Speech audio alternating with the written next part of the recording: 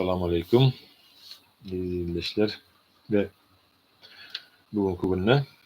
Assalomu alaykum всем еще раз. И будем продолжать суру Бакара, джуз 2, аят 142 и дальше. Бисмиллахир-рахманир-рахим. Глупцы из иудеев и неразумные из многобожников и лицемеров скажут, осуждая верующих, что отвратило их от Киблы. Кибла была перенесена в Мекку из Иерусалима приблизительно через 17 месяцев после прибытия Мухаммеда, да благословит его Аллах и приветствует Медину, в сторону которой они поклонялись. Скажи им, о Мухаммад, во власти Аллаха восток и запад. Он выбирает, в какую сторону обратиться к Кибле. Он ведет, кого желает, по праведному пути, в соответствии с Писанием, ниспосланным Мухаммаду. Настоящая Кибла находится в Каабе. Мы сделали вас, мусульмане, общиной посредников, наделенной рассудительностью и мудростью, чтобы вы были свидетелями людских деяний, и чтобы посланник был свидетелем ваших дел и повел вас по праведному пути, и чтобы вы руководствовались его сунной и после его смерти. Сначала мы сделали киблу в Иерусалиме, которой ты, Мухаммад, держался. Это было сделано для того, чтобы узнать тех, кто послушен Аллаху и последует за пророком Мухаммадом, и тех, кто из-за чрезмерной фанатичной любви к своему арабскому роду и наследию Ибрахима не покорен Аллаху и не захочет идти по праведному пути, указанному в Коране. Обратиться в сторону Иерусалима было трудно, но не для тех, кого Аллах повел прямой дорогой. У того, кто обратился к Иерусалиму своевременно, когда ему было приказано, никогда не пропадет вера. Ведь Аллах не таков, чтобы губить вашу веру. Аллах с людьми кроток и милосерден. Мы видим, как ты, о Мухаммад, обращал свое лицо к небу, надеясь, что Аллах не спошлет тебе откровение, внушая тебе обратиться в сторону Каабы вместо Иерусалима. Ведь ты любишь Каабу, потому что она кибла Ибрахима, первого из посланников и праотца иудеев и арабов, и в ней дом Ибрахима. Поистине, это общая кибла, отличающаяся от киблы иудеев. И вот, мы обращаем тебя к кибле, которой ты будешь доволен. Поверни же свое лицо в сторону запретной мечети. И верующие, где бы вы ни были, обращайте ваши лица в ее сторону. Люди, которым даровано Писание, осуждают вас за обращение в сторону Каабы, хотя знают из своих писаний, что это указание Господа, что вы люди Каабы и что Аллах предопределяет для каждой религии киблу. Но они хотят посеять сомнения в ваших сердцах по отношению к вашей религии и отвратить вас от нее. Аллах не остается в небрежении к тому, что вы делаете. Те, кому даровано Писание, не признают вашу киблу из-за упрямства и нежелания следовать по указанному пути. И какое бы доказательство ты, о посланник, не представил им, они все равно не обратятся к твоей кибле. Если иудеи надеются, что ты обратишься, о Мухаммад, к их кибле и связывают свое принятие исламской религии с этим, то они напрасно надеются. Ты не обратишься к их кибле. Да и те, которым даровано Писание, не следуют кибле других. Христиане не следуют кибле иудеев, а иудеи не следуют кибле христиан. Каждая община думает, что права только она. Следуй своей кибле и не слушай их. А если ты последуешь дорогой их страстей, после того, как пришло к тебе знание, ты, конечно, тогда будешь из нечестивых. Те, кому даровано нами Писание, знают, что обращение к кибле в Мекке – это истина, и знают, что ты тот посланник, который упомянут в ниспосланных им Писаниях, и в которых говорится, что ты молишься, обращаясь в сторону Каабы. Они знают эту истину так хорошо, как знают своих сыновей, но ведь среди них есть такие, которые скрывают эту истину, хотя и знают об этом, следуя своим страстям, из-за фанатизма к своей религии, чтобы сохранить свою власть и ввести вас в заблуждение. Истина исходит от твоего Господа, Аллаха Всевышнего, о Мухаммад. Будь уверен и не слушай неправду, которую говорят неверующие. Не будь же в числе сомневающихся относительно обращения к кибле в Мекке. Кибла, к которой мы обратили тебя, твоя кибла и кибла твоей общины. У каждой общины своя кибла, куда она обращается во время молитвы в соответствии со своей религией. В этом нет превосходства. Старайтесь обогнать друг друга в добрых делах, и Аллах воздаст вам за это, где бы вы ни были. Аллах соберет вас всех в день воскресения. Поистине Аллах над каждой вещью мощен, над смертью и над воскресением. И откуда бы ни вышел ты, и где бы ты ни был, дома или в пути, обращай свое лицо при молитве в сторону запретной мечети, ибо это истина от твоего всепрощающего Господа. Следуй ты и твоя община этой истине. Аллах не остается в небрежении к вашим делам и поступкам и наградит вас за это. Поистине Он знает все ваши деяния. И откуда бы ты ни вышел, обращай свое лицо в сторону запретной мечети. И где бы вы ни были, дома или в дороге, обращайте ваши лица, община Мухаммада, в ее сторону, чтобы не вызвать у несправедливых людей, противопоставляющих себя вам, нареканий. Если вы не будете обращаться к кибле, указанной вам Аллахом, тогда и иудеи скажут: как же Мухаммад молится, обращая лицо в сторону Иерусалима, в то время как посланник, упомянутый в нашем Писании, должен молиться, обращаясь в сторону Каабы. А многобожники из арабов скажут: как же Мухаммад не обращается в сторону киблы Ибраима, хотя он говорит, что придерживается его религии.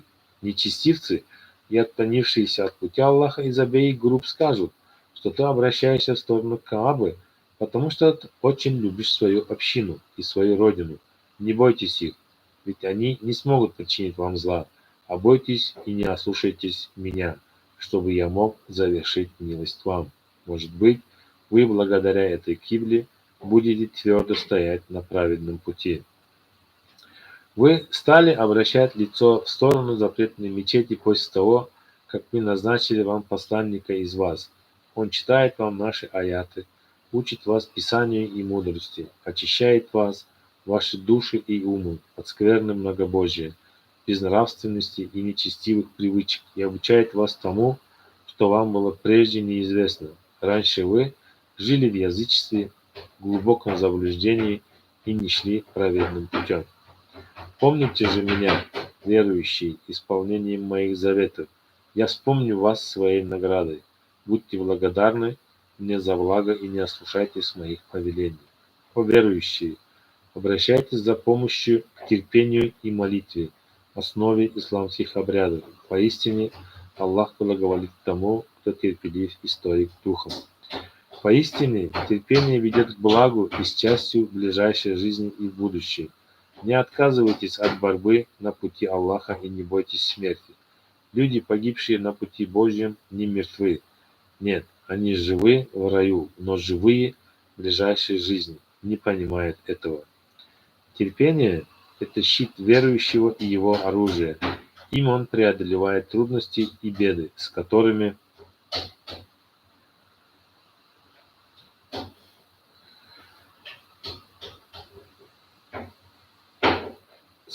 встречаются. Мы испытываем вас то тем, то другим способом: страхом, голодом, недостатком, некоторыми потерями имущества, жизни близких и плодов. Только стойкость спасет вас от этих тяжелых испытаний, обрадует терпеливых, о Мухаммад. Тех, которые, когда постигнет их бедствие, верят, что благо и бедствие от Аллаха Вездесущего, и говорят: поистине мы во власти Аллаха, и лишь к Нему мы возвратимся, мы благодарим Его за благо и терпим бедствие и при награде, и при наказании. Это те... Na wszelki wypadek robię drugie, Serdar. Окей. Бисмиллахир-рахман-рахим. Это те, над которыми благословение и милость от их Господа, и они идут верным путем. Так же, как Аллах возвеличил Каабу, сделав ее киблой, в сторону которой мусульманам нужно обращаться во время молитвы, Он возвеличил Ас-Сафа и Аль-Марва, два холма, сделав их заповедными местами Божьими для совершения одного из обрядов хаджа. И нет греха в том, что тот, кто совершает паломничество к дому или посещает его после обхода вокруг Кабы, будет ходить между этими двумя холмами. Среди вас были люди, которым не хотелось это делать, потому что так делали в пору язычества. Но поистине это один из ритуалов ислама. Верующий должен стремиться к благодеяниям. Аллах знает все деяния верующих и наградит их за это. Те, которые отрицали вашу религию, делятся на две группы. Первое – те, которые знают Писание и истину, но сознательно утаивают ее из-за упрямства. Вторая – неверующие, у которых так ослепли сердца, что они не ведают правды и верят в многобожие, а не в единого Бога. Люди Писания, которые узнали о Мухаммад, знамениях твою истину, постигли правду твоей религии, но скрывают от людей то, что мы ниспослали им из ясных знамений прямого руководства. После того, как мы разъяснили это людям в Писании, этих проклянет Аллах и не пощадит их, и проклянут их проклинающие верующие, джинны и ангелы, желая им лишиться пощады Аллаха.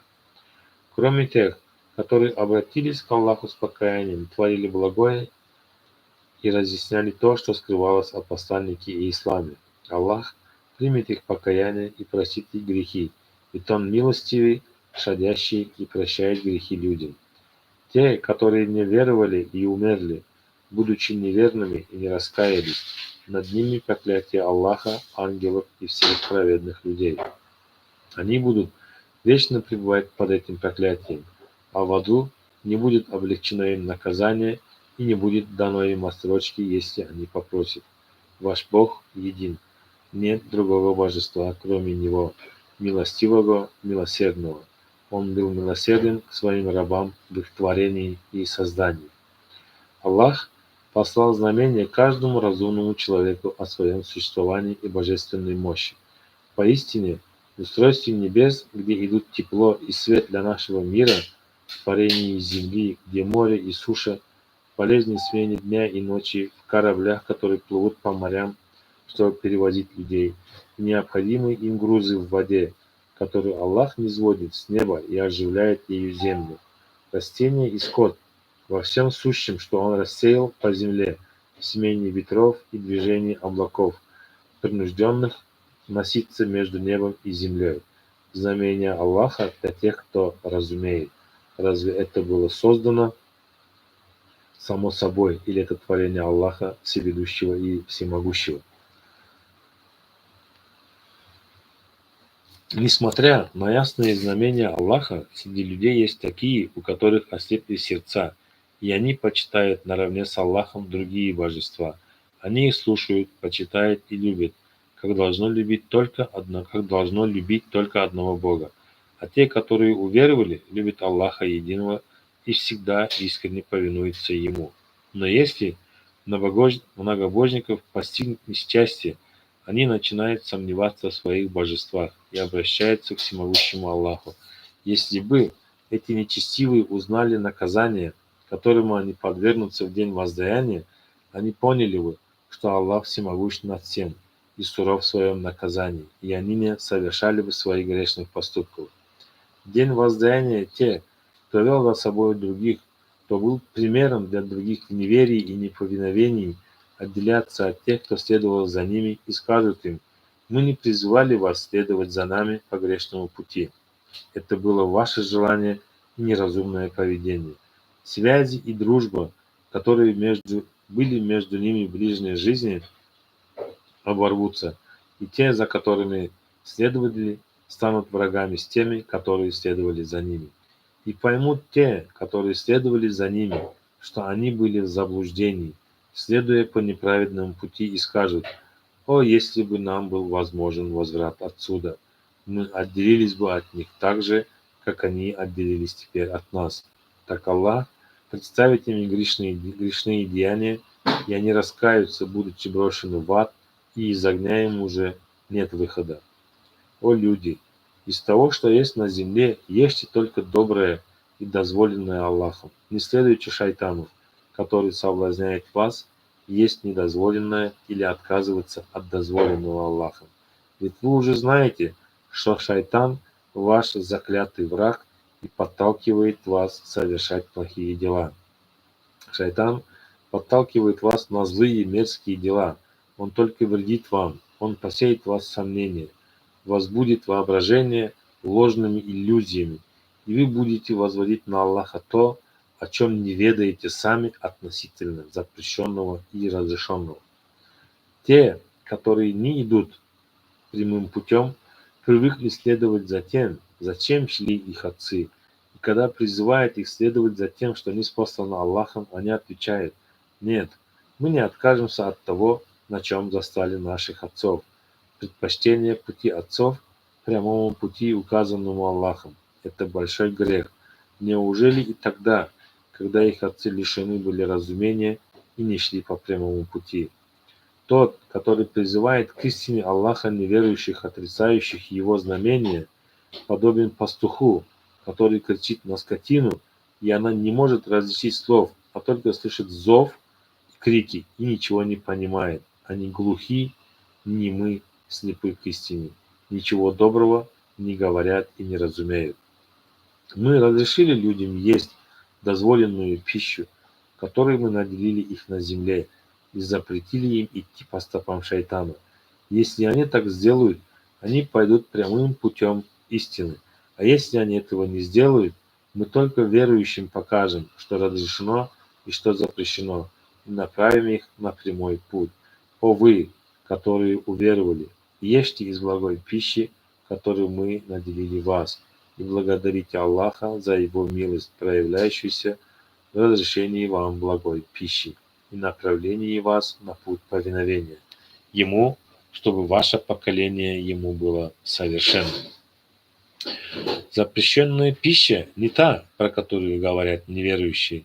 Запрещено вам, о верующие, употреблять в пищу только мертвечину, кровь, свиное мясо и то, что заколото с именем других, а не Аллаха.